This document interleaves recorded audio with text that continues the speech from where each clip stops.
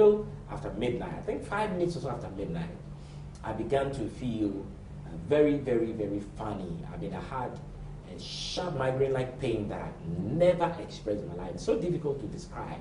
It was very severe, part of my head, literally the brain and all, just hitting like as if they were hitting with some metal.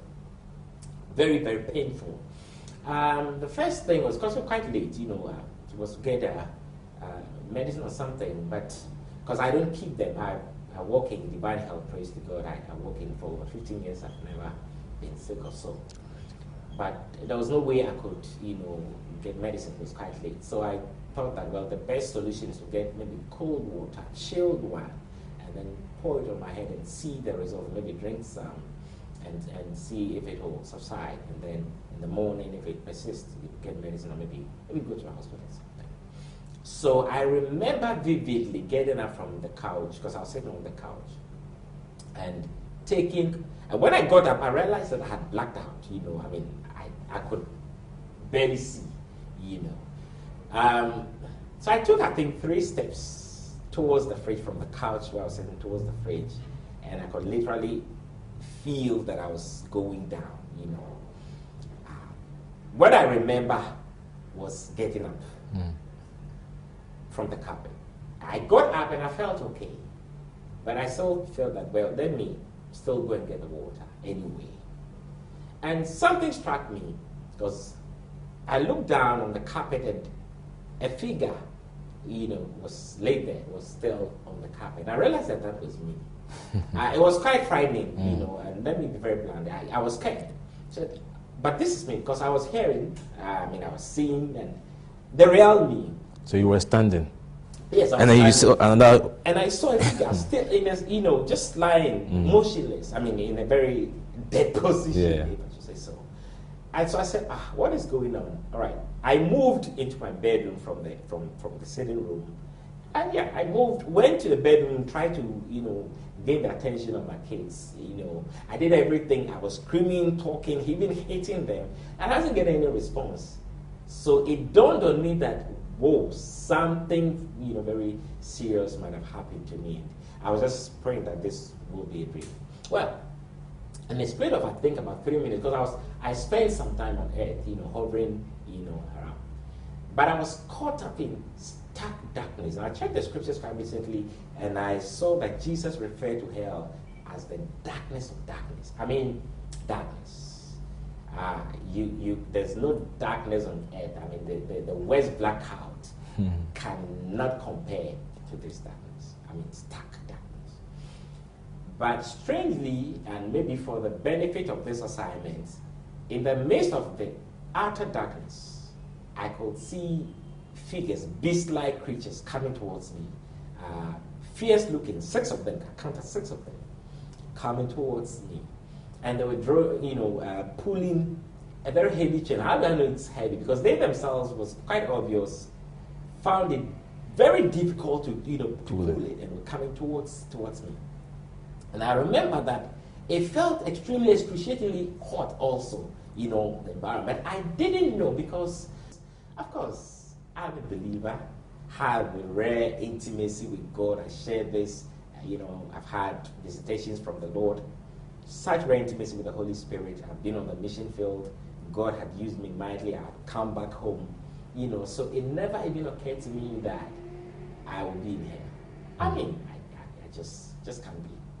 Until the demons, they turned out obviously to be demons who had a mission. They've been sent, to come for me and deal with me. And they gave me a torture of my life.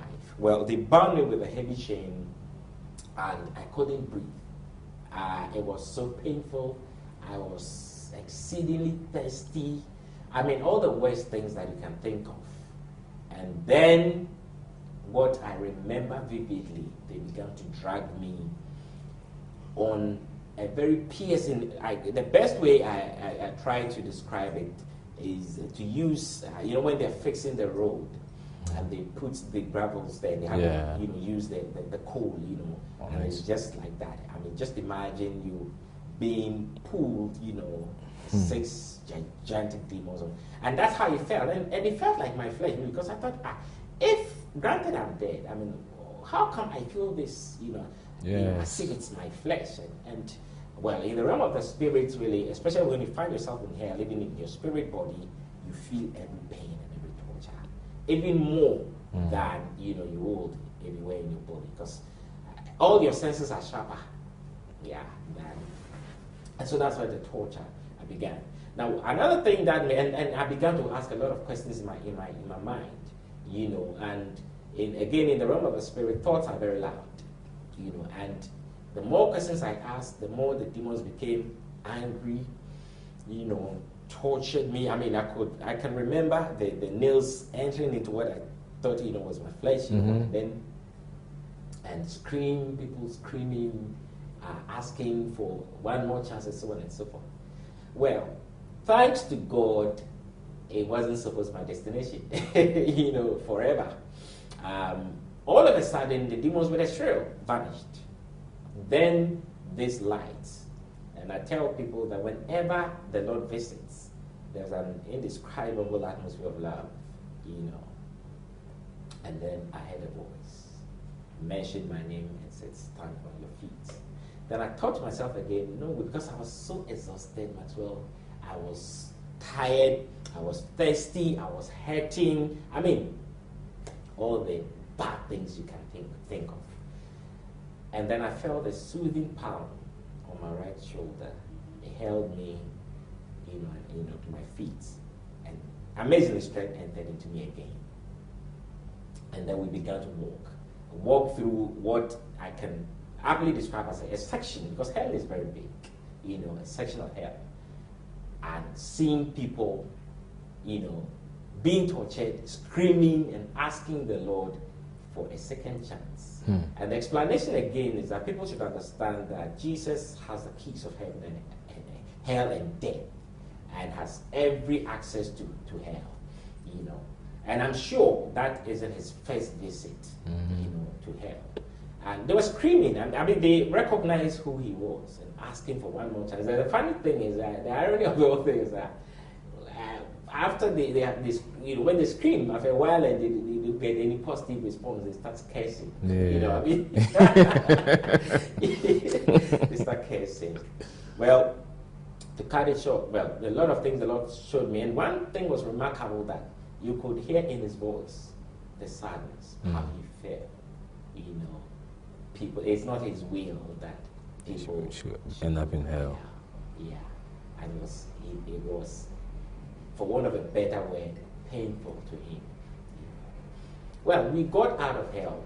I remember what he said, that he's about to show me a few things, and he wants me to write about them. He said, write exactly what I show you and what I tell you.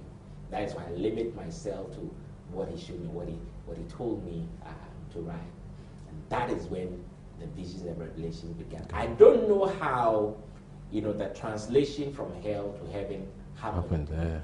But I just found myself a split second in an extremely different environment that I've always found it difficult to describe, the beauty of heaven. And as much as I said that hell is real, because I've been there, heaven is very, very, very real.